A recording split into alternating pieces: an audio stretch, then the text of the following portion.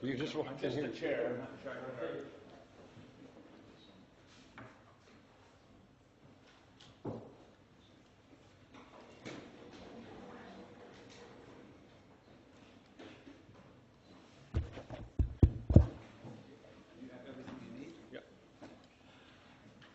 Okay, our first talk is by Caleb Liang, and it's on self-touching illusion and bodily self-consciousness, and I'll be just over here. Good morning, my name is Caleb Liang. We recently set up a neurophilosophy lab at National Taiwan University. I'd like to begin with the following distinction. The sense of body ownership concerns whether a body part or a full body belongs to me. The sense of experiential ownership concerns whether I represent myself as the unique subject of experience. We think that these are two different types of self-consciousness. Two issues will be addressed in this presentation. First, what is the relationship between body part and full body ownership?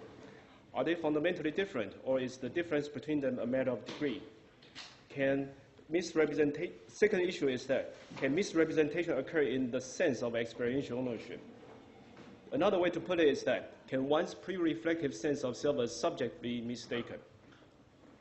Here are some examples of misrepresentations of the sense of body ownership. The rubber band illusion, the out-of-body experience as a version of full body illusion, and the body swap illusion. We designed and conducted a set of experiments by manipulating the scope of HMD images. 147 college students participated in 1 to 3 versions of our experiments, measured by questionnaires and SCR.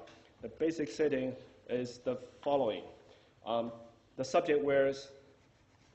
The subjects wear a head-mounted display, HMD, connected with a stereo camera, hooked up with a set on the experimenter's head, sitting face to face. They use their right hand holding a paintbrush to brush each other's left hand for 2 minutes. In the questionnaires, we have questions about body part ownership, touch referral, agency, and we also have questions about full body ownership and self-touching illusions. For example, question number 4, it felt as if I was brushing my own hands. Question number 5, another question of self-touching illusion. The person whom I brushed was me, not someone else. We also added questions that are designed specifically to study the sense of experiential ownership, question number 9 and 10. I call them the Wittgenstein questions. It was me who felt being brushed, not someone else. The person who felt being brushed was not me. The opposite question of question number 9. Body part condition 1 is to simulate the standard rubber hand illusion. The subject sees through the HMD the experimenter's hand from first-person perspective being touched by the paintbrush. Then the first experimenter brushes the subject's hand. The paintbrush is held by a second experimenter because the standard body part, the standard rubber hand illusion is totally passive. We found that there are significant differences between the synchronous and asynchronous conditions, both in questionnaires and in SCR. This is full body condition 1. Through the HMD, the subject sees the front side of his own body sitting in front of himself, including not only the torso, legs, and face, but also his own right hand holding a paintbrush. Questions 6 to 8 are questions about full body ownership. We found that there are significant differences between synchronous and asynchronous conditions. This is full body condition 2. Through the HMD, the subject sees the front side of his own body sitting in front of himself, including the torso, legs, but not the face. The subject also sees his own left hand being touched by a paintbrush held by the experimenter's hand. Again, there are significant differences between synchronous and asynchronous conditions. The synchronous full body conditions 1 and 2 generate what we call a self-touching illusion. Subjects feel that I was brushing my own hand. Then we have 3 other full body conditions. and 4 other body part conditions. Now,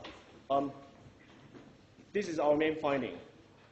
When we put all the, although there are big differences between body part condition 1 and 4 body condition 1, there are big differences between the 2 poles. When we put all the data together, we found there's a gradual change between the neighboring versions. We asked self-touching questions and 4-body questions both in body part and 4-body conditions. So we hypothesized that at least at the psychophysical or psychological level, the difference between the sense of body part ownership and the sense of 4-body ownership is a matter of degree rather than fundamental difference. We think that there are 4 factors in addition to tactile sensations and proprioception. The first factor is whether the body part of 4-body is seen from first-person perspective, 1 pp, or seen from the third-person perspective, 3 pp. The second factor is agency. We propose to distinguish between body agency and visual agency. Body agency refers to that the subject feels his or her own act of brushing by proprioception. Visual agency refers to the act of brushing that the subject sees through HMD. We also, for visual agency, we also propose to distinguish between 1 pp and 3 pp visual agency. The third factor is seeing subject's own hand versus seeing others' hand. And the fourth factor is the scope of HMD, for example, whether or not the subject sees only torso or torso plus head, etc. We found that body agency and 3 pp visual agency hinder the illusory sense of body part ownership. And seeing one's own hand and one's own torso facilitate the illusory sense of self-location. We also found that concerning the 4-body ownership, 3 pp visual agency and seeing one's own torso and head facilitate the sense of 4-body ownership. Regarding the self-touching illusion, we found that in addition to 1 pp visual agency, seeing one's own hand and one's own torso facilitate the self-touching illusion. The synchronous body part condition 1, that simulates the standard rubber band illusion, exhibits touch referral. However, touch referral in other body part conditions was hindered by body agency. More interestingly, we found that 4-body conditions do not show touch referral. 4-body touch referral, we guess, is either not relevant to body part ownership or hindered by some other factors. Either way, we hypothesize that 4-body touch referral is not necessary for 4-body ownership. Now, a final aspect concerning body ownership. Recently, Guterstam and Yerson suggest that it might not be possible for a healthy brain to perceive the self to be located at 2 different places at the same time and owning 2 different bodies at these locations. However, in our experiments, the synchronous 4-body conditions 1 and 2 suggest a double body effect measured by the following 2 questions. It felt as if I have 2 bodies. And another question, it felt as if I was looking at myself from the opposite side. And as you can see, there are significant differences between synchronous and asynchronous conditions. So we suggest that the sense of 4-body ownership might be more malleable than Guterstam and Yerson suggested. Am I good in time? You are. Great, wonderful. Now we come to the second issue, experiential ownership. First, we distinguish between the fact of experiential ownership and the sense of experiential ownership. For example, right now it is a fact that it is me, not you, who is the subject of this particular experience, like back pain or other phenomenal experience. The sense of experiential ownership refers to that I have an implicit sense that it is me who is having this experience.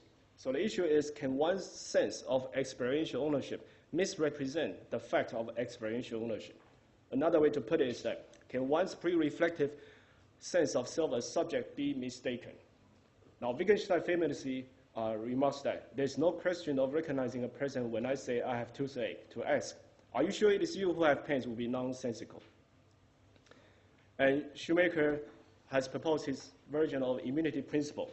When it concerns self as subject, we are immune to error through misidentification relative to the first-person pronouns. When I'm aware of a phenomenal state through first-person known assets, I cannot be wrong about whether it is I who feels it. Okay. So we started this.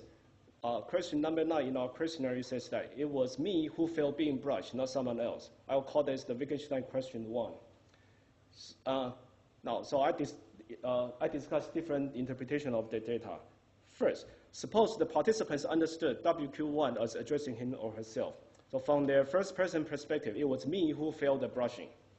Now, according to IEM, no participants would commit mistakes regarding their sense of experiential ownership. So one would expect that most participants would answer strongly agree or at least agree to WQ1. But that's not the case. The average score of WQ1 were much lower than this interpretation requires. Second, suppose for some reasons the participants understood WQ1 as addressing someone else.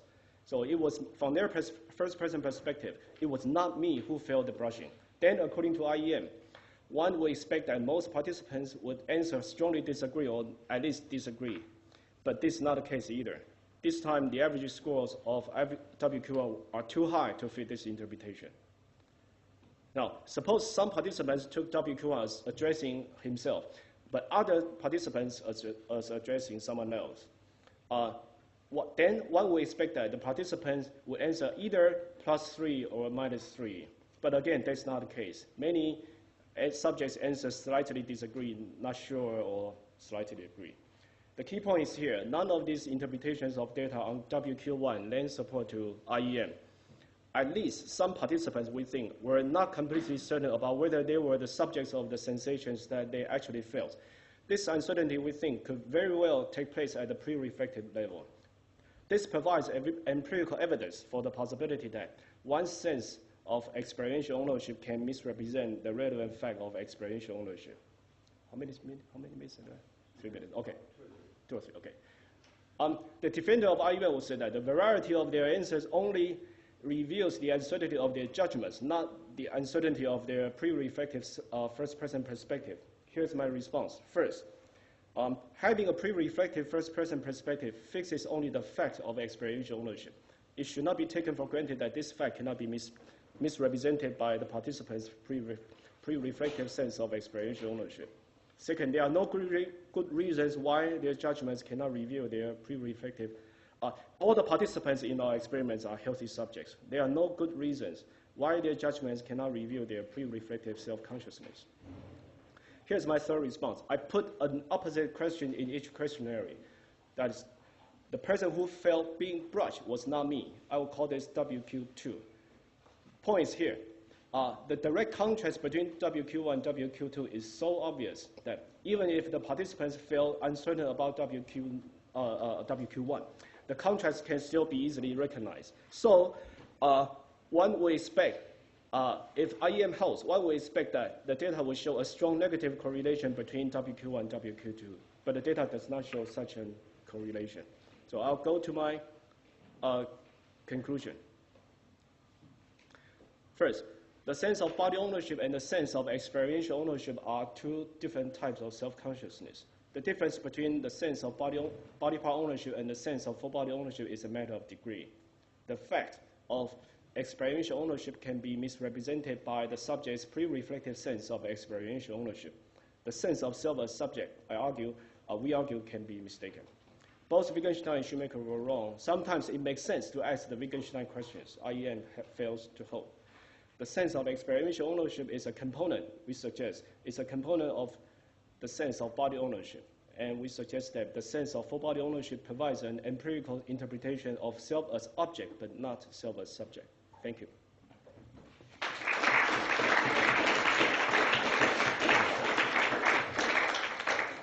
I'd like to thank Caleb for setting a good example and keeping to time. We have time for questions. Yeah. Thanks for presenting really interesting data. I have a question about your criterion when you say that people should answer the Wittgenstein question 1 at least to some degree in order to show what you claim to show. Where do you come up with this criterion? Why do you say they should answer at least this? Okay. This would be the possible interpretation 1. Suppose the participants understood the question as addressing himself. So from their first person perspective, it was me who was feeling touched. So they will answer, strongly agree that it was me who felt being touched. Well, at least agree, but that's not the data. Sure. My question is, do you trust these reports completely? I mean, I think psychological research shows that you can't really make extremely strong conclusions based on this. Of course, this is only a beginning of the big area, because whether or not one can be wrong about whether I myself is the subject of experience is a very controversial issue. So psychophysical experiment is only a beginning. I suppose following on from that question, one of the strongest evidences for that body disownership in something like the rubber hand illusion is you can smash a hammer on that person's hand and they respond as though you smashed their hand. Perhaps, you know, these questionnaires are good, but perhaps a strong behavioural measure that would indicate body ownership or a lack thereof might be a way to move forward in the future. What do you think? That means whether or not the subject feels that hand is himself, as long as it's a big action happening in front of the subject's SCR response will go high. I agree. So fortunately, the empirical studies on rubber hand illusions are massive. They allow this kind of research, and the results are we have somewhat consensus or coherent data to compare with each other. So it's not totally arbitrary, I guess. Any other questions? I have a question. Sure. It's really a technical question about the importance of having the virtual person sitting directly in front of you. If you had a side view, are these sorts of manipulations important? Yes. So in other studies, people have the subjects seeing their own virtual body from the back. So we try to vary it. We try to have the subject seeing his own body face to face, but only in a short distance. Yeah. And that body was not mirror reversed. It was as though that person were really out there in the world. Really out there in the world, but it creates an illusory experience that the subject sees his own body somehow outside of his own body. That means the manipulation of visual perspective is But it wasn't separate. a mirror image. It's not a mirror image. Yeah. All right. I think. Oh, sorry. There's one more question over here. This is the last question. How realistic does the visualization of the person in front need to be? Could you just have a cylinder there and make that work? Cylinder. I guess it will not create the kind of illusion we create here. Yeah. It has to be looks like a human body. Yeah. That's my guess.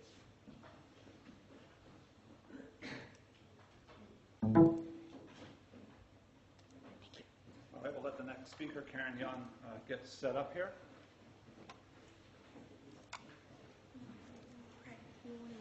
Yes. That's great. I should worry about this.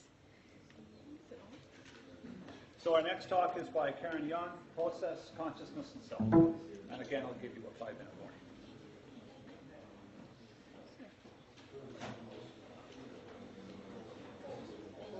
Laser.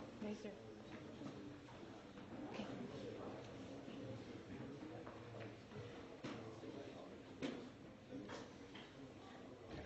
Good morning. Thanks for coming to my talk. So I think most of the people in this room probably going to agree with me that consciousness has a subjective dimension. And but the question is how to understand this subjective dimension. Here's one possible way. That imagine that you're riding a bike in a country road, and then you actually experience from a point of view or perspective from which you experience tree, grass, your arm, the sky, and the question is what is this point of view or perspective? Suppose we understand the subjective dimension in terms of point of view and perspective. So I want to run an intuition test to see what you think about the point of view of consciousness. So let's think about this question. Do you think the conscious experience must be experienced from a self perspective? From a self? Any self, whatever notion of self you hold, do you think it has to be understood by a self perspective? Good. We have some people think no, but in fact, many philosophers, they answer yes. So here are some philosophers, famous philosophers like Descartes, Kant, Husserl, Wittgenstein, Denon, and Zahavi. They all share the same intuition. Of course, they have a different view about what the relevant self is, but that's not the point I want to emphasize today. They share the intuition. The idea is that if you have a pen, there must be some self, whatever it is, experienced in the pen. So they identify some self-perspective with the perspective of so-called point of view of consciousness. And then presumably, with some other premises, you can further ground the subjective dimension of consciousness. So my talk today, I want to investigate what happens if you reject this intuition. I have someone share this intuition with me. I want to argue for the view that, we can replace the self perspective with just perspective. But the question is how to understand the perspective. So the goal is to show it's possible. So mainly I want to open up a possibility today to show you that it's possible to understand the perspective of consciousness as something other than self-perspective. And then, in fact, I show those philosophers, they're all famous, so I'm actually arguing against a well-grounded tradition of philosophy. It's not an easy task. So let's begin with that. I want to show you that how there's an alternative way to think about perspective, that is understand it in terms of in spatial temporal terms. So I want to use the light cone as a metaphor to illustrate how you can understand the perspective in the spatial temporal terms. So a light cone, as you use in physics, is that you have a flash of light emanating from single point to all direction, and then you graph the moving direction, then you get a future light cone. On this temporal dimension, you have future light cone and past light cone. I think this is a good metaphor to capture the intuition you have when you think about perspective. That is the centeredness and trajectory. So what is when you experience things, you experience from a single point of view, right? That's the centeredness. And then as you experience moving, you have the stream of consciousness, you have the trajectory, i.e. the point, the center moving along some special, like metaphorically speaking, some special turn, like moving in some direction. That's a trajectory. So the metaphor here is good for you illustrating that point, is that you can treat this as a centeredness, and then that is a trajectory. So this is how you can think of the notion of perspective in the spatial temporal term. But then we encounter a question we think this way, because a lot of perspective can be characterized in spatial temporal terms, but not all of them are capable of being conscious. I'm emphasizing being capable. That's like have the potential capacity to be consciousness, not actual consciousness. So think about camera. You can understand camera's perspective in purely spatial terms, but presumably it's not capable of being consciousness. So that's called this type of existence, a non-consciousness. On the other hand, you have a human being, not the camera, but human being using the camera. Presumably his brain activity can have different forms of consciousness, different possible forms of consciousness, and when other necessary conditions for consciousness are met, then one of them becomes actual consciousness. So the question is how you ground the differences between non-consciousness on the one hand and the possible form of consciousness on the other hand. So I want to use a common neuroscientist called Georg Nofov's work on the brain's resting state activity to answer that question. So to begin with, the best way so far to measure the brain's resting state activity is to have the subject sitting there and doing nothing. Of course, this is an idealization. The brain's never doing nothing. Brain's constantly receiving stimuli from the environment or the body. So this brings us to this notion of context sensitivity of the resting state activity. Because what counts as resting state activity is context relative. So it would be determined in terms of what experiment you're doing. So experimental contexts are very important. For example, you have a subject engaging in some task of tasting kinds of coffee. Then, in this specific context, specific stimuli would be, kinds of coffee bean, cup, spoon, and so on. And then, background noises and temperature of the angle would be unspecific stimuli in this context. So an operation definition of the resting state activity is that the term resting state activity refers to the absence of specific stimuli, and then where this specificity is understood, as context sensitive. And the stimuli can be bodily, can be environmental.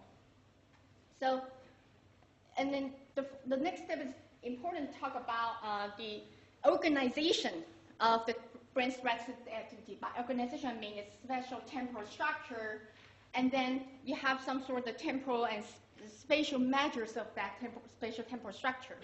So use this picture to represent the brain's resting state activity.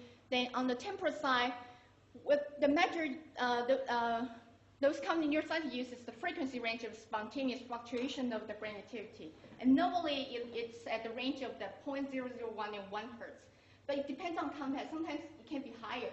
But normally they use this frequency range to locate down the spatial dimension of the brain's resting state activity. On the spatial dimension, you have the pattern correlation of those spontaneous fluctuation in different parts of the brain. That's how you get the spatial dimension. So now you have same frequency range, pattern correlation. I just want to know one more thing is that the brain's resting state activity is continuous changing. So in a sense that resting doesn't really mean that the brain is at rest. I just want to emphasize this point. So now you have brain's resting state activity, and then now I'm going to talk about how this can help us understand the difference between non-consciousness on the one hand and potential for subconsciousness. So we need to contrast this activity with the so-called stimulus-induced activity, which you have the stimuli coming from the environment or coming from the body, and then induce so-called stimulus-induced activity. They tend to have a higher frequency, and the correlation pattern is more regional. And now I think, as I will suggest momentarily, is that I think how these two activities interact, the interactive pattern can explain the difference between non-consciousness and the potential for consciousness.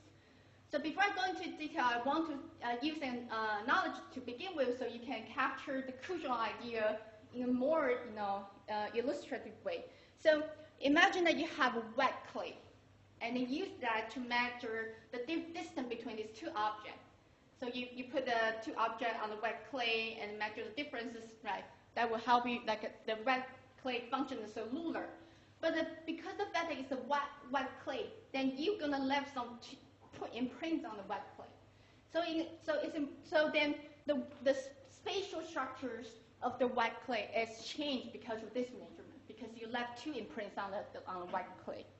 So I want you to keep in mind how this measurement changed the spatial structure of the wet clay itself. And I want to use the knowledge to argue that the spatial temporal structure of the resting state activity changed because the measurement it does too. It helps too.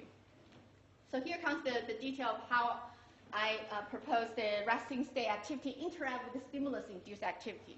So that the horizontal line represents temporal dimension, and then I'm going to diagram 3 different stages of resting state activity. The first one is where you have no interaction with, context dependent, no interaction with the stimulus-induced activity, but then since it's still active, it's continuous changing, so you have the spontaneous changing in itself. The second stage where this is where Nova's idea of different space coding comes in, and then the idea is that you have a environmental body stimuli coming, induce stimulus-induced activity, and the resting state activity will measure the differences between these activities. But in order to do that, to measure the difference, you have to have some, third frame of reference to compare the difference, to measure the difference, like you need wet clay as a ruler to measure the distance between 2 objects. So it's important that resting state relates itself to this stimulus-induced activity, and then compare the differences, and then encode the differences into its own activity. That's what difference-based coding is about. And then in the later stage where, the resting state activity, because this encoded differences, it can inference or predict what happens later. So suppose you have a more stimulus-induced activity coming in, that difference can help determine the relevancy of this new stimulus-induced activity. So what are the differences? My proposal is that the dynamic spectral patterns continuously constructed by the brain's resting state activity would be the ground for distinguish non-consciousness from potential forms of consciousness.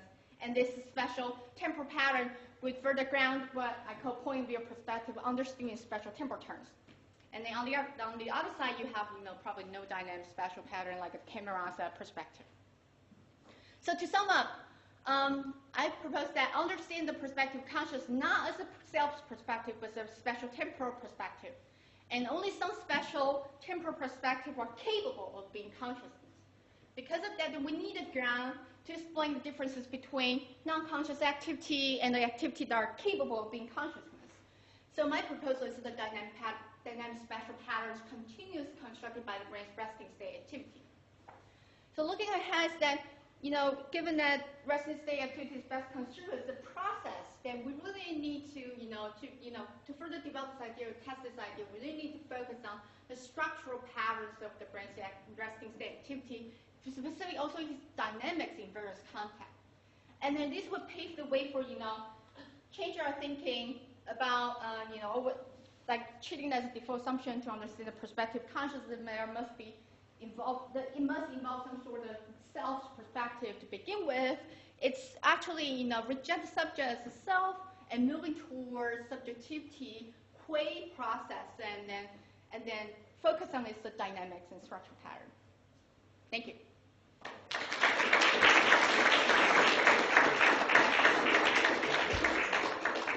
Lots of time for questions over here. Yeah, thank you. Just from my understanding, you mentioned in the beginning several philosophers and regarding the concept of the self, they perhaps have very different notions of the self. So what exactly do you understand by the self? Like my position on the self? Yeah. So what is this, what you are arguing against? I have another view. I mean, after I, if I can successfully defend this view, I have another part about how I connect up this with the self. And basically, I treat self as some sort of like conceptual structures. And in our, it can in our brain, then you have this resting state activity, have this basic bare perspective interacting with this self structure, and they integrate together to give rise to the experience of self as we experience. That's my tentative proposal. So basically treating, and then I see that the advantage of this view is that I can, basically incorporate many different views about self, because self can be, arguable as like a phenomenal self, narrative self, bodily self, and maybe psychological self grounded in some sort of memory function or reflection function or metacognition function. I see this way treating self as a conceptual structure interacting with this subjectivity. I can accommodate various theories of self. That's my view on self. You have a question? Yeah, I guess I'm building on this ambiguity. I mean, I think that William James was a very strong proponent of the idea of a process. Theory of consciousness. Right, so I think it would be disingenuous to suggest that philosophers have not suggested this as a model of the self. And I think that Locke's idea of certainly of a personal identity, and you've got the nice psychological continuation from Locke with memories. There's been a lot of work here, so I think it is important to be clear what the position is that you're arguing against in order to ground where you're coming from a little bit. Right.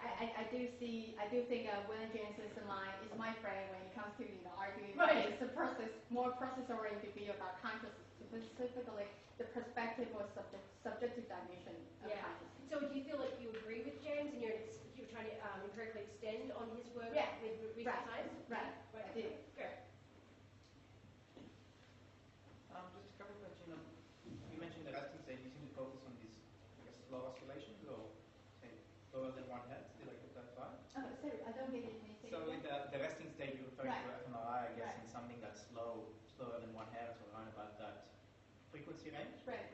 Is there any particular reason for focusing on that set of frequencies, and resting state can be expressed in EEG? One reason it actually can connect up with talk a lot of, in this community we talk about a lot of integration thing.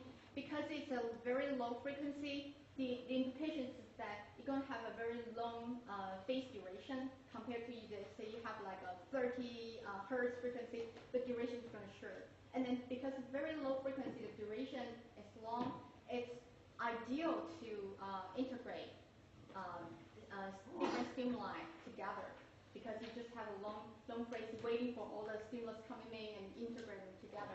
So I see this resting state to be as a ideal candidate. If people actually think that integration function is the crucial function for consciousness, then resting state activity is ideal for that job.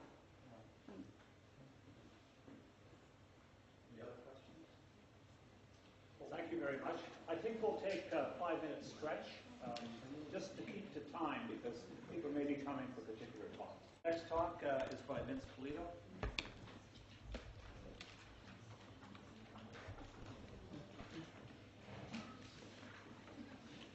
I need to get this back to the desktop.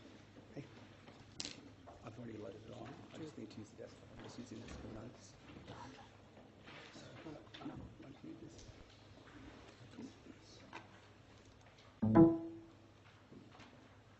So Vince's talk is Altered Experiences of Control and Expertise, Schizophrenia and Hypnosis, Measuring and Understanding Changes to the Sense of Agency. Okay, so good morning. I'll give you a 5-minute warning at the end of 10 minutes. Okay, sure. So I'm feeling a little bit surrounded here, but thanks all for coming along. So I'm also interested in sense of agency, and what I mean by sense of agency is the feeling that each of us has of controlling our actions. Now, this sense is an important part of the experience of being conscious. It highlights aspects of our conscious experience that we have caused or initiated, and it allows us to differentiate between self-generated actions and actions that are caused by external sources. The thing is, most of the time, having a sense of agency for our actions is a completely unremarkable experience. If I want to raise my arm, there it goes up, and I have a feeling that I've caused that to happen, but it's not a particularly noticeable sensation. There are several situations, though, where sense of agency can be disrupted, and those experiences are much more striking. So there are clinical cases such as anarchic hand syndrome, and this is a condition where patients report that a specific limb makes coordinated, complex movements that are contrary to their wishes. And agency disruptions also feature in passivity phenomena in schizophrenia. So this is where patients report that different body actions, thoughts, or speech occur without their conscious intentions. But there are also non-clinical cases of agency change. So there's creative or physical states of flow. And so this is something that's reported by elite sports people or artists. And a person might report that they make actions spontaneously without thinking too much about them. So it could be a reflex return of a serve or a poem that's described as having written itself. Sense of agency is also disrupted in trance, and this is particularly true of dissociative rituals in a religious context. So glossolalia in evangelical traditions, voodoo ceremonies, possession dances. And sense of agency is also a key feature of hypnosis, and that's been quite a focus of my study. Perhaps it's not such an issue here, but often when I say that my research involves hypnosis, it tends to raise some eyebrows, and that's because, as I'm sure you would have come across, hypnosis has historically had some gimmicky, spectacular, and just plain weird associations in popular culture. And that's a bit of an unfortunate situation because despite these popular associations, there's a long tradition of careful empirical research into hypnosis that goes back to William James and even earlier. And what this research shows is that high hypnotizable individuals can experience striking alterations in perception, memory, and action. And that a defining characteristic of hypnosis is a marked reduction in sense of agency.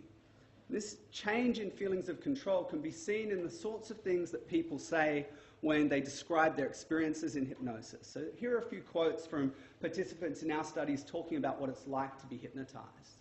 So, I didn't tell my body to make those actions. They were just happening. For some reason, you feel like you can't do anything but listen to what's being said and do what's being said. It felt like things were happening that I wasn't initiating.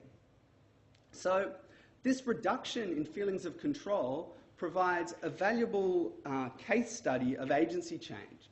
And in fact, there's multiple ways that hypnosis can lead to altered agency. As you saw from those quotes, just being in the hypnotic context leads to a reduction in agency.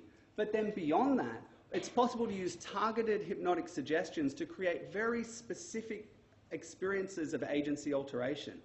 And my work's focused on this quite a bit. My research has sort of been within the framework of cognitive neuropsychology and cognitive neuropsychiatry. So I've been trying to identify the cognitive systems that are implicated in agency change.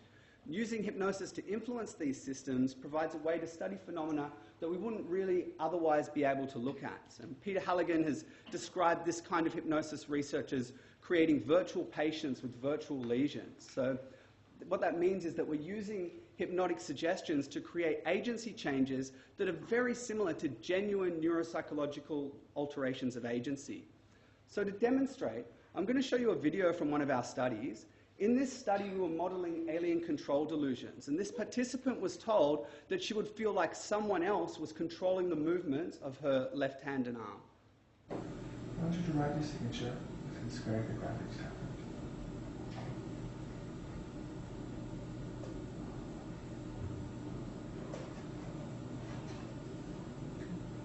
How does it feel to sign your name?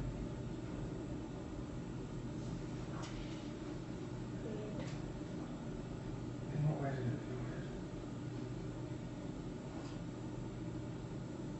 Didn't feel like closed.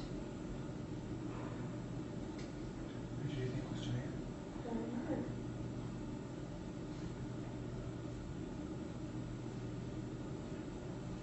Can you see what you've written on the monitor? Can you write that? Does it look like your signature? No, In what way does it look different? not my signature. I'm going to show you a tray of objects. I want you to pick up the cones.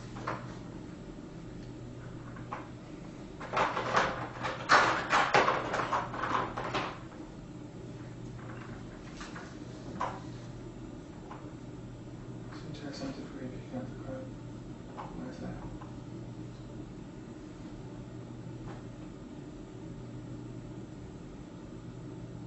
Arm feels weird. In what way does it feel weird?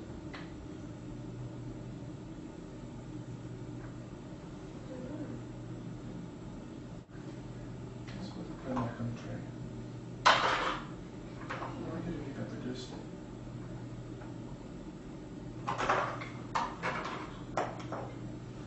It seems to have degree hot in the glue stick. Why is that?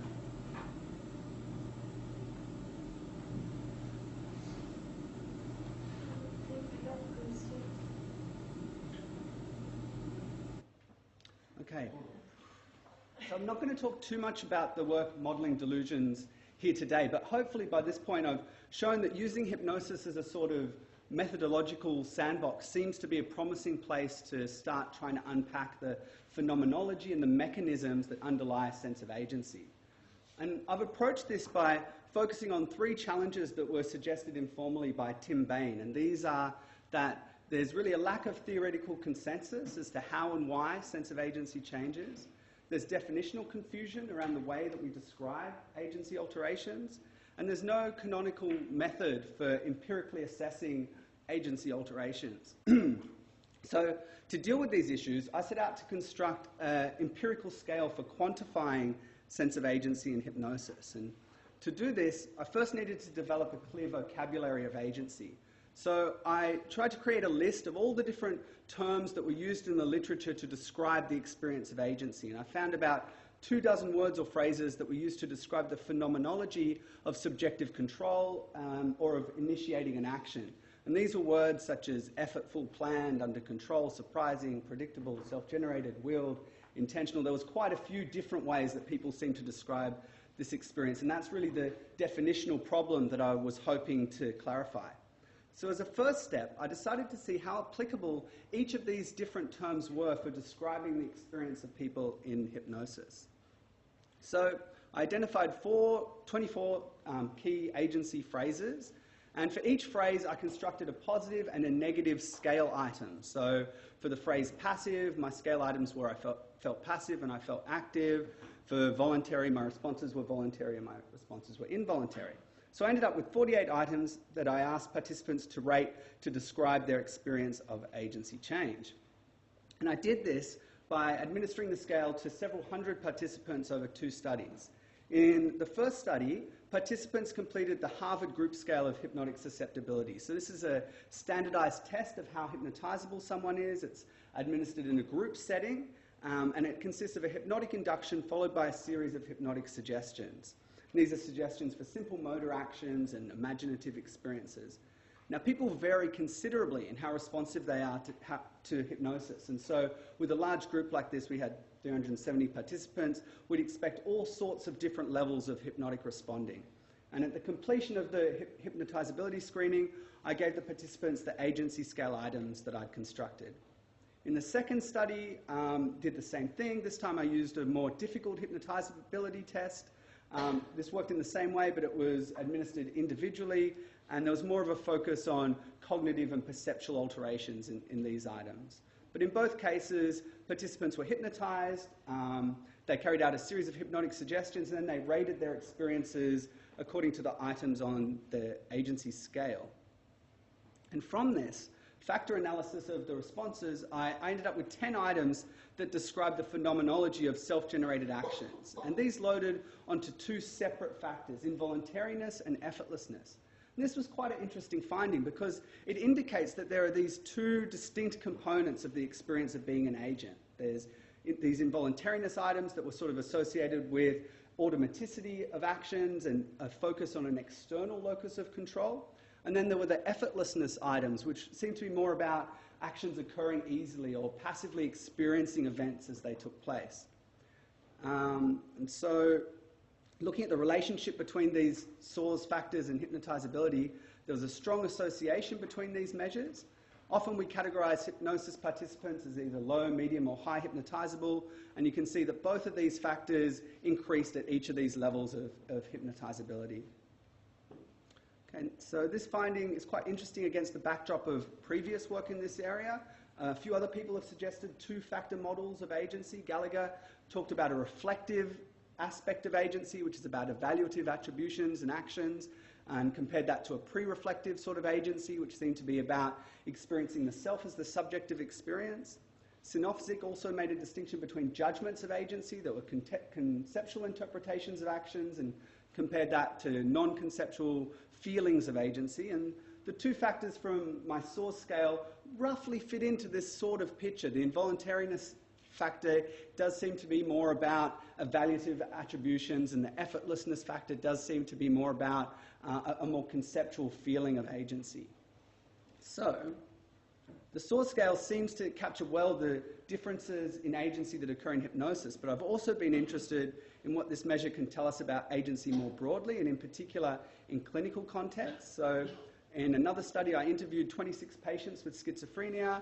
They completed a couple of different symptom rating measures, and going through the clinical interview, I identified key experiences that they'd had of agency disruption, and I administered my scale, getting them to rate what their experience of these schizophrenia symptoms was like with respect to their feelings of agency. And what I found there was that participants rated their experience very similarly to high hypnotizable participants.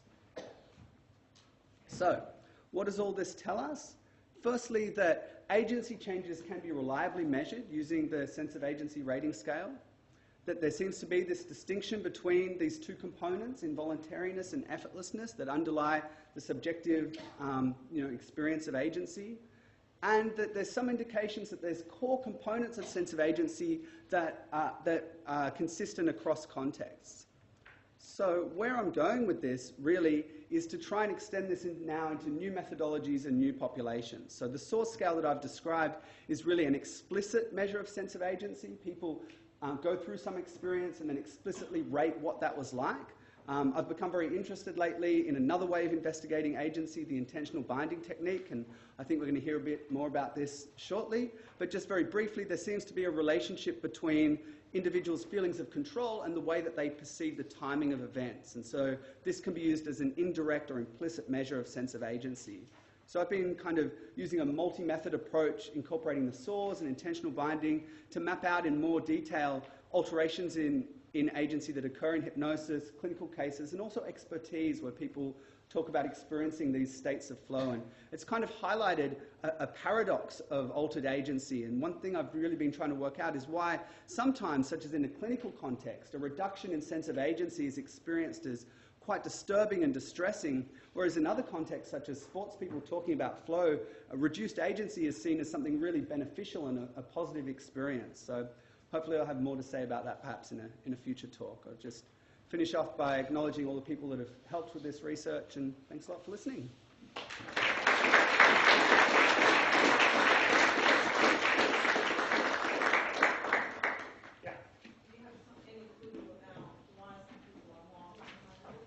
No, that's been something that has been looked at since hypnosis research has been starting, and there's been very little promising leads as to anything that kind of determines how hypnotizable someone is. There's a construct called absorption, which is basically people's capacity to get caught up in an experience, and that correlates moderately, low to moderately with hypnotizability, but nothing else seems to. It just seems to be this stable characteristic that's an individual difference characteristic, something like intelligence that just varies throughout the population. Over here. Thanks for your talk. Thanks. Just a question with the effort things. Have people investigated, I guess, with intentional binding, how effort might influence the sense of agency? Like if you had a press button that was very hard.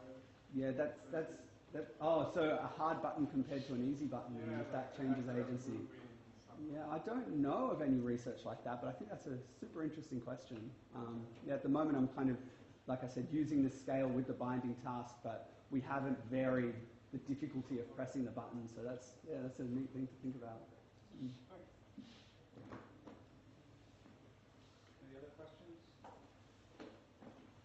Thank you very much, Vince. I think you want to make an announcement, right? Quick thing, if you're going to the student mentor event, we'll be meeting in the Global Change Institute atrium at 12:30, just next to the water feature. Mel, there's a question just behind you. Sorry. I was just wondering, it's not hard to imagine that something that hypnosis has to effect disrupt your memory of such events. How reliable do you think the questionnaire after the process has happened would affect their responses? Okay, so oftentimes in hypnosis, in research particularly, we do give specific suggestions trying to alter people's memory and recollection, and they seem to be quite effective for people who are highly hypnotizable. But if you don't give a suggestion like that, people do tend to recall what's happened in hypnosis. They'll think differently about what's happened. They'll talk about their raising their arm, for example, and say, it was definitely my arm that raised up. I didn't really feel like I intended that to happen, but I just got caught up in it. They don't seem really, though, to have problems recalling the things that have happened. We kind of corroborate the scale research.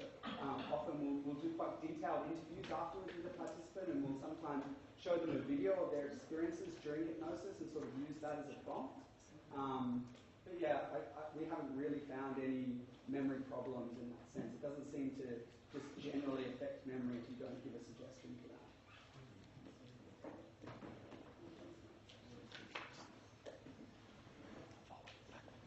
Our next talk is by Elisa Canzonieri, Experimentally Induced Changes in Bodily Self-Consciousness Effects and Process. Okay, thank you very much.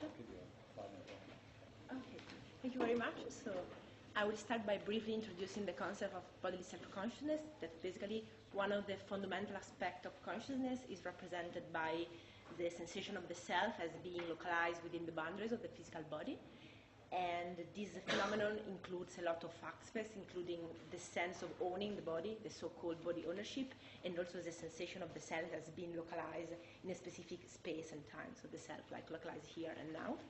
And there are different manipulations that can be used to affect bodily self-consciousness, and one of the most popular one that has already been briefly introduced also before, is the idea of full body illusion. So basically, by providing participants with multisensory conflict, it's possible to alter the bodily self-consciousness, and really simply by using virtual reality, if participants are provided with virtual glasses, they see their body, a virtual body in front of them, and if they receive touch on the back, and at the same time they see touch on the virtual body, after a while, if the seen touch and the visual touch are synchronous, people perceive their body as being, they identified with the virtual own body, and this is called full body illusion. And actually, this full body illusion manipulation has been shown to manipulate different body-related aspects, like tactile processing, and also after full body illusion has been demonstrated that there are changes as physiological levels, such as after full body illusion people experience, not experience, but has been demonstrated that there is a change in body temperature. So basically there is a drop in the temperature perception after full body illusion, and also a decrease in pain perception. So basically there are several evidence showing that full body illusion and change in bodily self-consciousness can affect low level on body-related processing, but less is known about whether manipulation in bodily self-consciousness can actually affect high cognitive level processing. And related to this, there is an interesting theory of Lieberman and Trope group that is called construal level theory, and introduced the concept of psychological distance.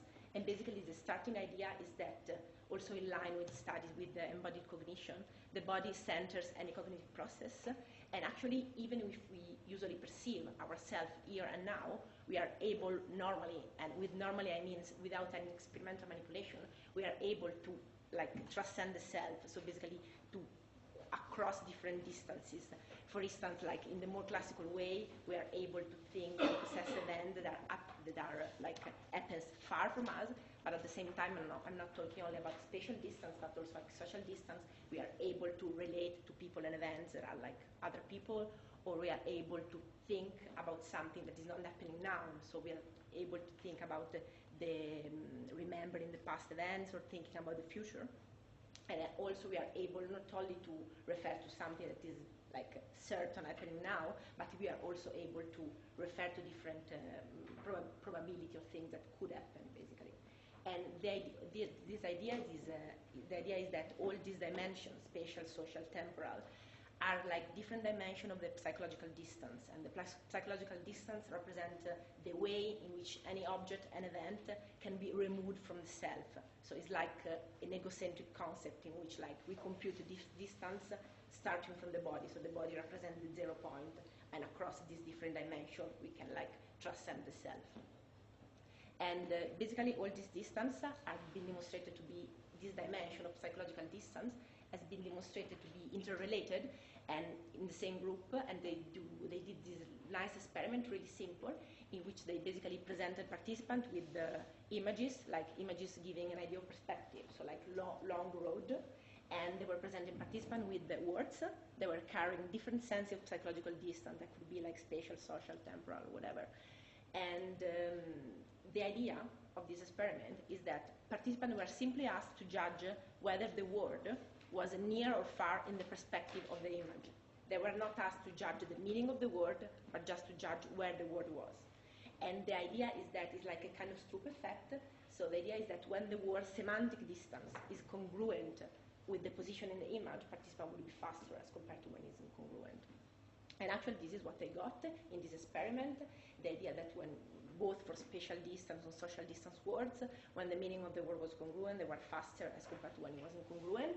And when the task was done with the control words, like a word like nail, screw, not carrying any distance meaning, they didn't find any effect, so suggesting that we assess this psychological distance concept automatically and kind of reference to the 0 point of the body.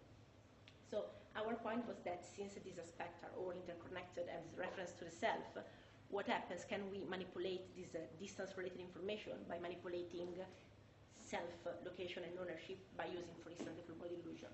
And this is what we did.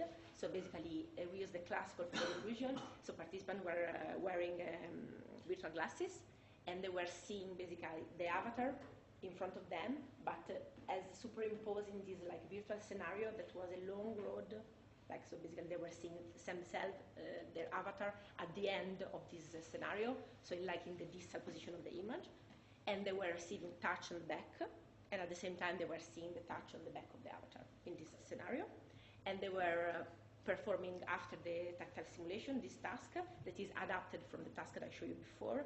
So basically participants were presented with word in different position of the image, and the task is the same. They were asked to say whether the word, the target was near or far, not judging the meaning of the word, but only the position. And of course, we can have a congruent condition like this one, in which word carrying like remoteness were presented in distal position that actually corresponds to the avatar position, or words carrying a proximal meaning were presented in a proximal position, or the contrary is the incongruent condition in which the word were like presented in the opposite way. And actually, this is like an experimental block in which participants underwent 1 minute of stroking. Then they have like short mini block of task in which they had a keyboard in front of them. They have to press two buttons, one for the near target, one for the far target. And this was repeated 4 times for each block or repetition of this intermingled stroking and implicit association task. And the stroking in different blocks could be sync or async, and actually for the full body illusion, the async condition is supposed to be the one that does not evoke any full body illusion effect. And at the end of each block, a participant had a short questionnaire about full body illusion that I'm going to show you in a second, about to assess whether they, basically to assess like at the subjective level the full body illusion. And I actually ran 2 groups, like 12 participants each, and the task and the structure is exactly the same, just the word that I use change for time reasons. So basically in experiment 1A, participants perform the task in different blocks with the word evoking spatial distance, near and far, or contour words, nail and skew. And the other group is exactly the same, but they use social distance words, so as and them, and contour word as well. And the expected result is that for the async condition, we shouldn't get any full body illusion effect, and so we shouldn't get any strange effect in the implicit association task. That means that we expect a classical congruent faster reaction time as compared to incongruent. And instead of the synchronous stroking condition, the idea is that if we manipulate the self-location and the sense of body self-consciousness, we shouldn't get any difference between congruent and incongruent trials. And actually, I start with the questionnaire just to show that the full body illusion kind of work. We use this 8-question questionnaire in which the first 4 questions, they are usually called illusion questions, so they are the one in which you expect a difference between sync and async condition. And the question from 5 to 8, actually, there is a control question in which you don't really expect a difference if the illusion works between sync and async. And here is the results. I show here average like for the illusion question, and actually you see that after synchronous stimulation, the scale goes from disagreement or agreement, and the more they agree, the more they have the experience of body illusion, and actually they have the illusion for the synchronous condition, and they didn't experience any illusion for the async condition. This is a classical result, so we just replicated. And for the illusion, for the control question, we didn't get any difference between sync and async as expected. So this just shows that participants experienced the classical body illusion with the avatar that they saw. And for the implicit association task result, I show like separately for the word presented in the distal position of the image or in the proximal. And actually, I forgot to say that I analyzed, I put the different experiment as a factor, but the result that I'm showing here, they are average across experiment 1A and 1B, because actually I got the same results for both social word and spatial word, so I just average here. And the point is that here is a 6 simulation. We got the classical Baranan effect, so basically participants, they were faster for the congruent stimulus as compared to incongruent. That means that when the word having a remoteness semantic meaning were presented far, so the avatar position actually, in this case, participants were faster as compared to incongruent, so when the word like near or has were presented far. And the same things exactly happens for the proximal position in the image, so basically the same congruent effect, participants were faster for congruent as compared to incongruent trial in case of async simulation. For the sync simulation, what actually happens is that when participants experience the full body illusion, the pattern of the are completely reversed. So basically participants became faster when they had to judge the word far of them, so a word evoking remoteness, and was presented in a far position of space, because now critically, the far position of space is the position where the avatar is and the avatar the participant embodied. So actually the result is completely reverse, and seems to suggest that after the full body illusion, the concept of congruency seems to compute more on the experience self-location that now coincides with the avatar, and not like with the normal self-location. And for the proximal position, the difference between congruent and incongruent stimuli disappear. It's not significant anymore as it was in the async stimulation, but it's not reverse, and still this does make sense to me, because actually it's well known that during the full body illusion you don't completely lost your body. It's like you have a change, you identify with the avatar, you don't completely lose the concept of closeness to your body. And for the control words, like both for async, okay, thanks, async and sync stimulation and distance and proximal position, there wasn't any difference, so it was classical results. This control words not evoking any distance, meaning they did not elicit any particular effect. And so, just to conclude, it seems that after the full body illusion, illusory self-identification with an avatar facilitate the ability to transcend the here and now the self, boosting high-level cognitive processing. And this concept of a psychological distance that is normally perceived as an egocentric process is computed now depending on the experience self-location. I don't know what I did. Okay.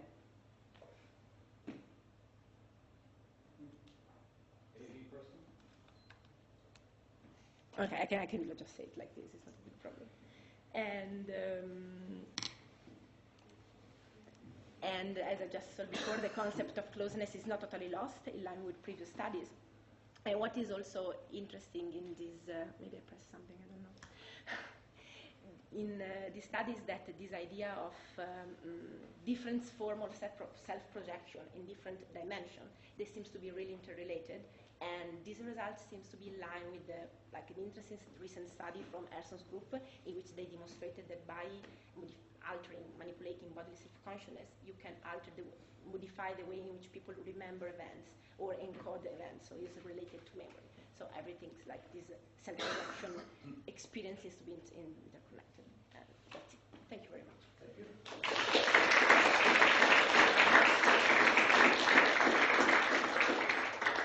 Lots of time for questions.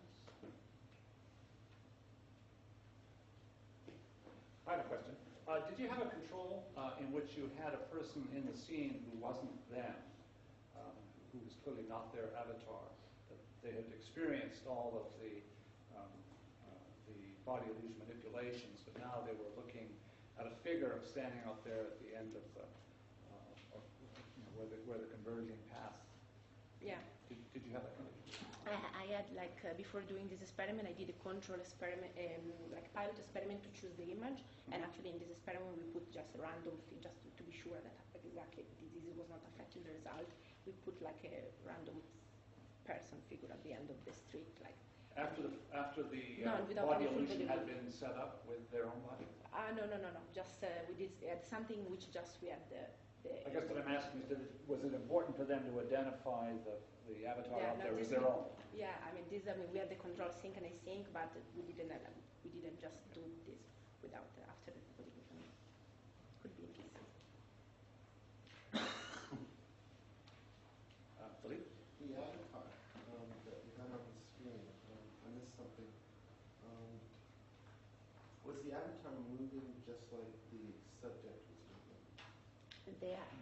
They were kind of still during this experiment, but actually if the participant had moved, the avatar would have moved in the same way. Actually, we are thinking now by using new system of virtual reality to do something in which you can also see, because what happens now with this full body illusion, you cannot see yourself actually, you see just the avatar. We are now thinking to create a biggest like this match between your movement and the avatar movement. If there's a mismatch, do you think the full body illusion would cease? If there is a strong mismatch, I think that, like, no, my personal opinion is that we would change the things, because this kind of, has been demonstrated, like movement is important in full body illusion in different studies. I don't think it would lead to the same effect. Any other questions? Well, thank you very much. Thank you.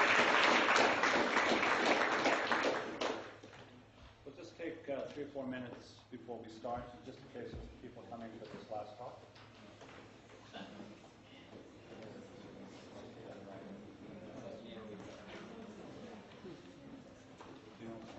No, it just wants to drop itself to no image. I don't know why. I mean, it's not like the slide didn't change fast enough. It could have just been the mouse. It works? It works now. It's nothing serious. It just didn't think there was anything being displayed. Okay. Forward, backward laser. So, yeah, I don't know how to use that. So, if I want, this is to advance in the slides, and yeah, of course, and the light. You're right. Try to keep pressing these and do it. Okay. That one should take it in and out. Shouldn't need to use it. That just toggles in and out of the element.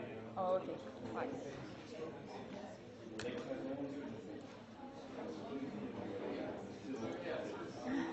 T'es venu.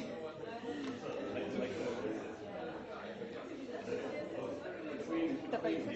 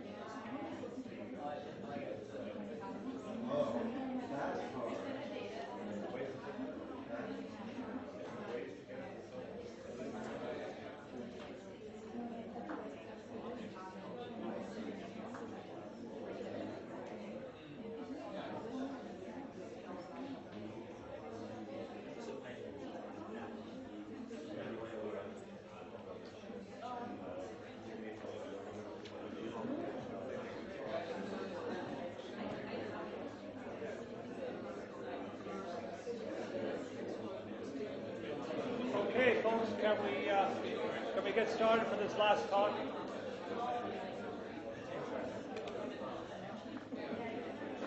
Hello out there.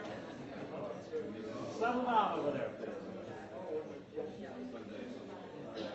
Okay, our last talk of this session is by Emily Casper, and it's called Intentional Binding with a Robotic Hand. To what extent is agency modulated by embodiment? Okay, so thank you for introducing my talk like that, so I don't have to say to you the title, so it's fine. So two key concepts are self-awareness, are the sense of ownership and the sense of agency. So basically, the sense of ownership is the recognition that your body is your own. For example, I know this is my arm. That's the sense of ownership. In addition, there is the sense of agency.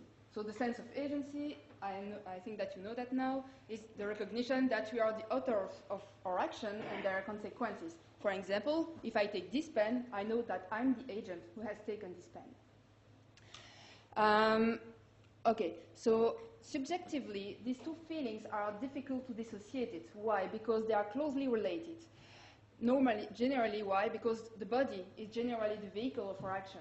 That means that if I take this pen, I know that my arm has taken this pen, but also that I'm the agent. So this is difficult to dissociate them. However, several empirical and neuroimagery data supports that these two processes are independent. That means that different sensorial experience can trigger the sense of agency or the sense of ownership. The most clear example of that is the action-based paradigms that are based on the rubber hand illusion. So in the classic rubber hand illusion, you have a fake rubber hand which is placed in front of you, and your hand is hidden, for example, below the table. And basically, the experimenter is going to stimulate both your own hand and the fake hand with two pen brushes. And if the stimulation is synchronous, after some minutes of stimulation, you will have the impression that this fake hand is your own.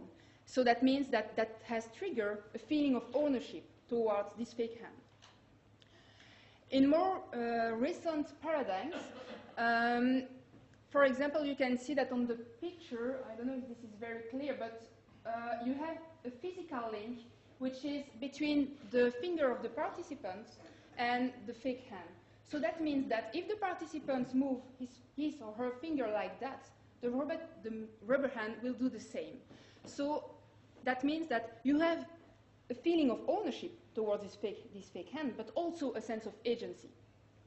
Basically, if you trigger passive movements instead of active movement, for example, if the movement is triggered by a TMS, you will experience a sense of ownership, but because the hand is placed in an anatomical position in front of you, but not a sense of agency, because you are not controlling the fake hand.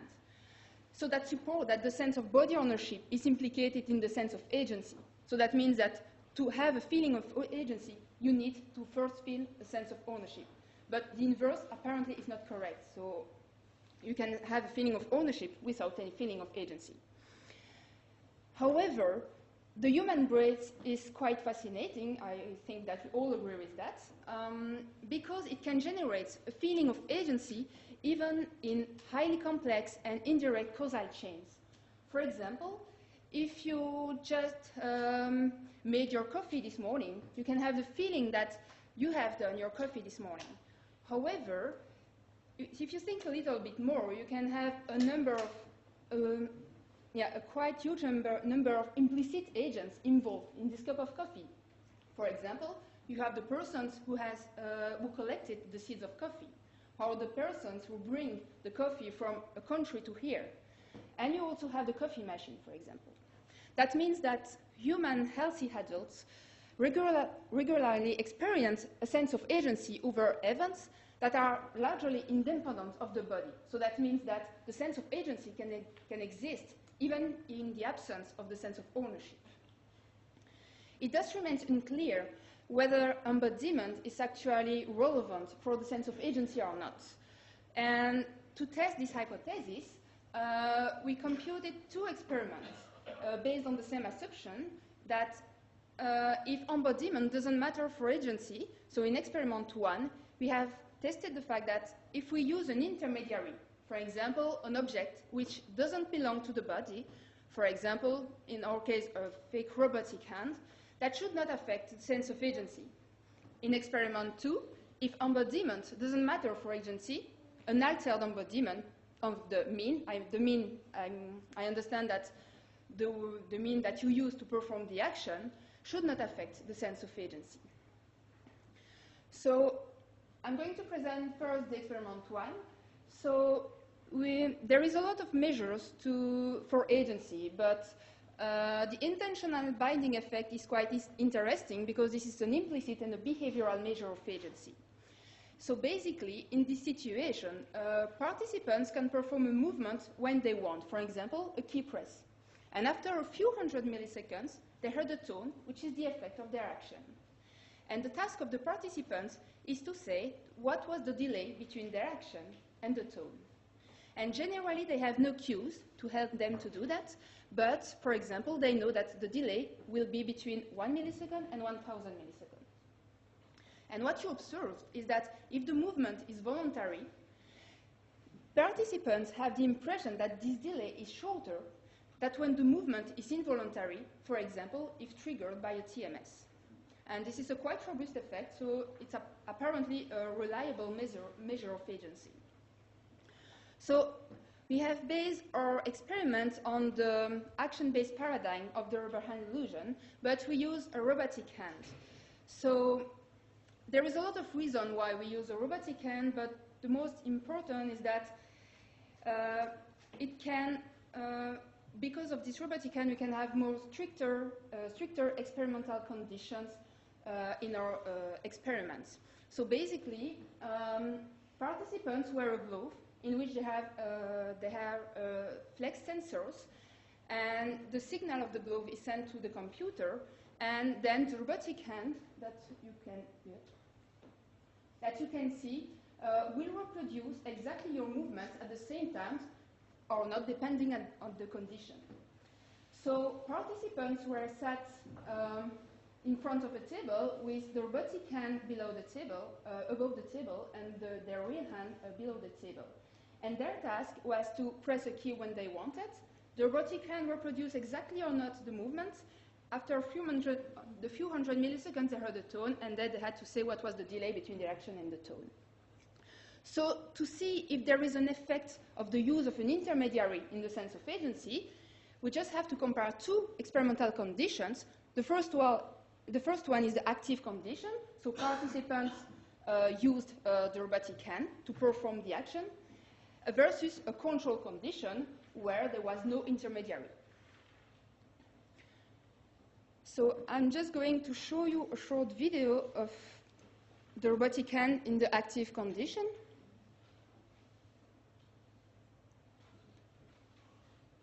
Normally there is a keyboard, but this is just for the example.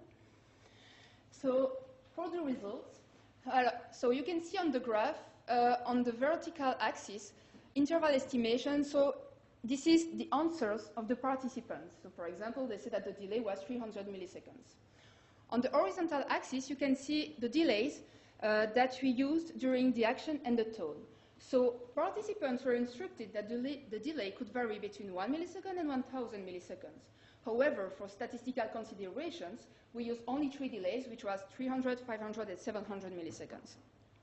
So what you observe for the results is that there is no significant difference between the active and the control condition in terms of interval estimations.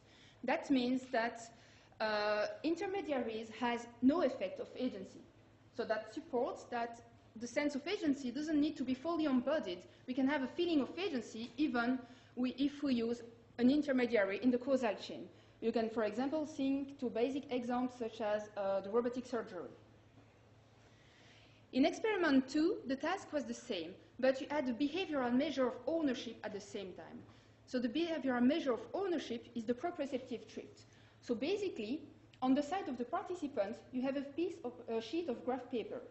And participants have to indicate where they feel their own hand, the position of their own hand. So their own hand is, for example, below the table, the fake hand, and they have to indicate where is their own.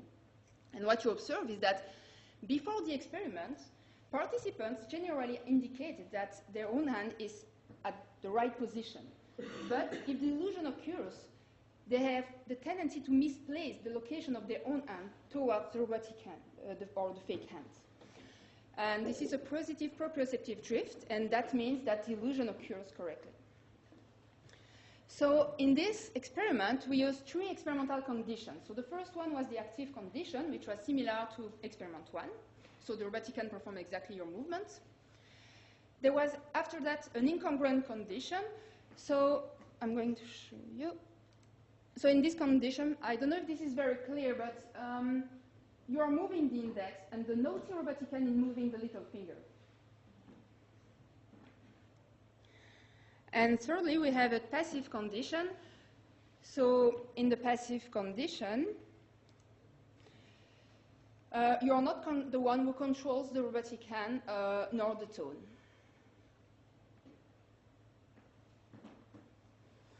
Okay, so in this experiment, we also use subjective measures to control the strength of the illusion.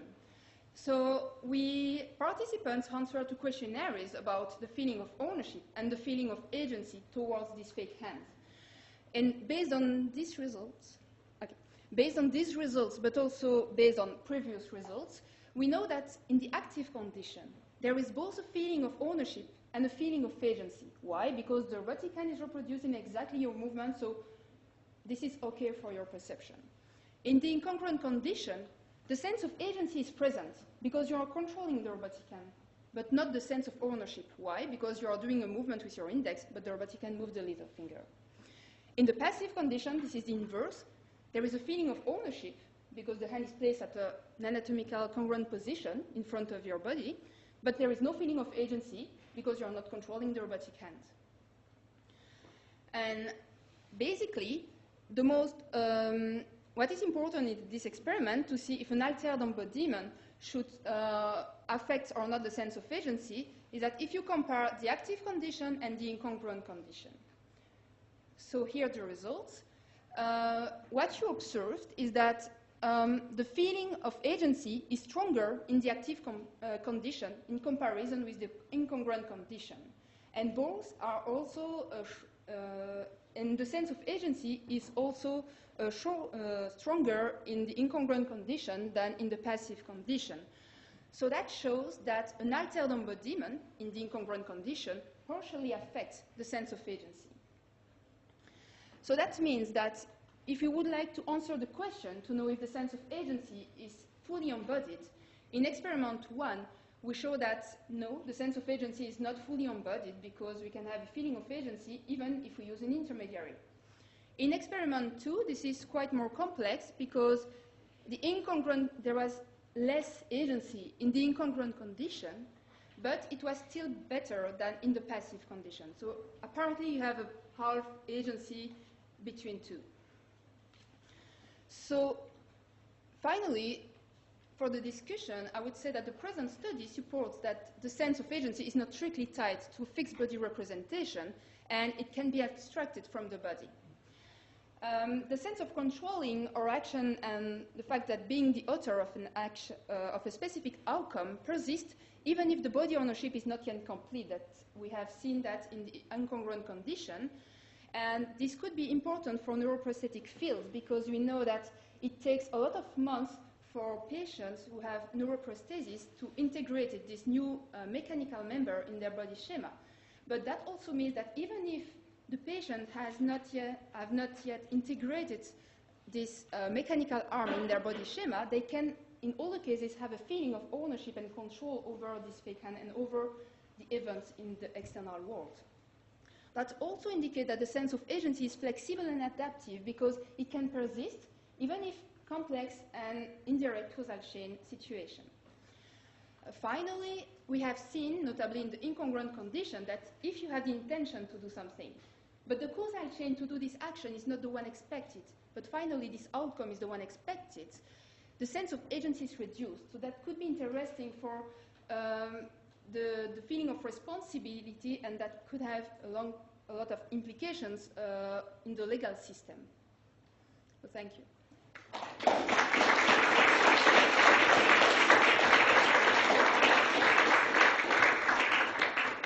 you very much. Questions? Yes. Yeah, I don't understand the last graph on experiment 2 because normally in the active condition you have underestimation, okay? Mm-hmm. But in the incongruent condition there is no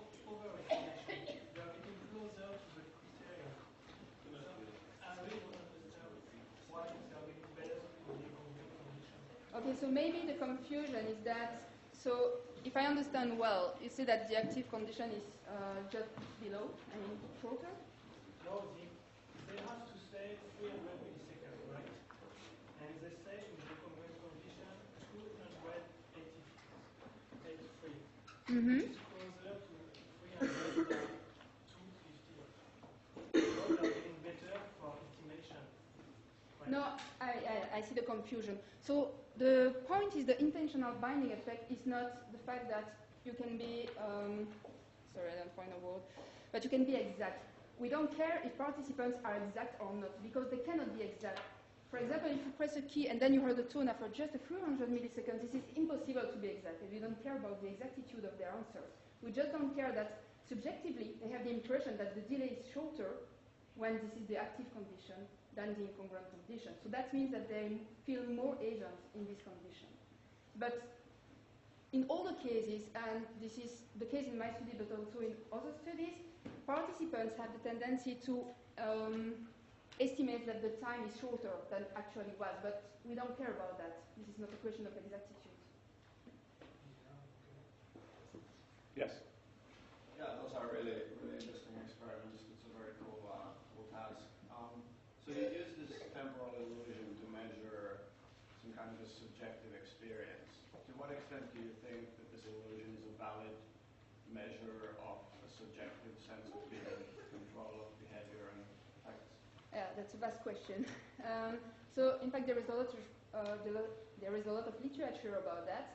And apparently this effect is very strong because it has been mainly replicated, and it is very specific in conditions where you are actively the agent. But you can also have this time of estimation when you presented stimuli together versus alone. For example, if in another type of paradigm like that, you can use the Libet clock, and what you observe is that if participants press on the key without any tone, they have the impression that the clock position at the moment of their action was more far away than the right position, but if we associated a tone to their action, they have the impression that this action is closer to the tone.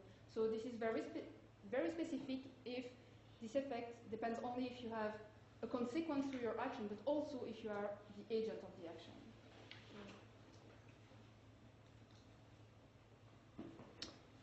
All right. Oh, there's one behind. Yes. Just one. Thank you. Could you please say just a few words more about the legal implications? The what? The legal implications. Yeah. I mean, I'm highly interested in psychiatry, but also in criminality. And the thing is that generally, in the sense of agency, you cannot dissociate your intentions from your actions. Why? Because in experimental paradigms, when you ask two participants to press a button, there is, at the same time, the intention to press and the fact that you act. And one question that I asked myself is that, for example, taking this example, if you want to hurt someone, but you have a plan in your head, you have an expected causal chain, but once the crucial days arrive, when things are not happening like you want, so that means that your intention and your action are dissociated. What about the outcome? If, for example, you finally hurt this person that you wanted without the expected causal chain, does this would reduce your sense of agency or not? And I think this is quite interesting in the sense that in a lot of legal systems you differentiate the mens rea and the actus reus, which is the intention to perform the action and the action itself in terms of responsibility. And here I think that with this design I can dissociate its intention from actions. I'd like to thank all the speakers, but before you go, we have an announcement. Reminder again, the student mental lunch starts the meeting of the global change procedures in 1 minute. Thanks very much to all the speakers. Hi. This will be on the next session, afternoon session. Who do I give my manuscript to? I don't know who the AB person is for that. It wouldn't. I'm so peripherally associated with what's going on here. Okay. I'm just a guy who stands up. Okay. But tell you what, the young guy who he might know. With this stuff. I don't know anything. The guy who made the announcement. Yeah, he's just over there in the gray t-shirt. Okay. Hey.